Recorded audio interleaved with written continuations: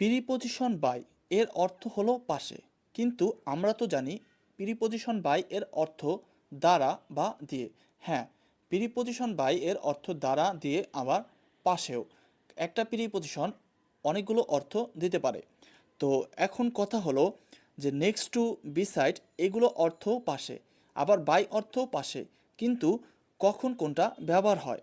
তো আগে আমরা একটু দেখি যে প্রিপজিশন বাই কিভাবে পাশে অর্থ দেয়। যেমন দেখেন, দ্য হাউস ইজ, বাড়িটি হয় বাই দ্য রিভার, নদীর পাশে। হি স্যাট, সে বসলো বা বসেছিল বাই মি, আমার পাশে। তো এখন আমরা দেখব যে কোনটা কখন ব্যবহার হয়। তো বাই, নেক্সট টু, বিসাইড এই তিনটা অর্থই পাশে।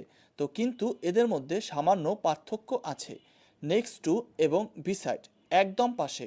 কথা হলো যে একটা জিনিসের সাথে একদম প্রচুর পাশে বা একদম নিকটে আছে, সেক্ষেত্রে আমরা নেক্সট টু বা বিসাইড ব্যবহার করব, মানে একদম লেগে থাকা।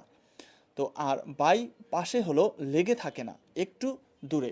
যেমন মনে করেন যে এই যে এইখানে একটা লাইন আছে, এর পাশে আমি কলমটা রাখলাম, এই লাইনটার সাথে কলমটা লেগে আছে। তো এই ক্ষেত্রে আমরা ব্যবহার করব নেক্সট টু বা বিসাইড। আর যখন আমরা কলমটা এই লাইনটা থেকে একটু দূরে রাখলাম, এই যে মাঝখানে একটা গ্যাপ আছে একটু দূরে, এই রকম পাশে বোঝাতে আমরা ব্যবহার করব বাই।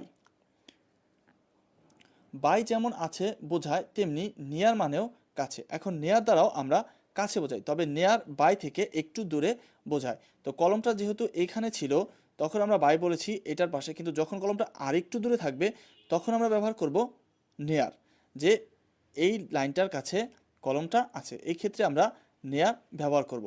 নেয়ার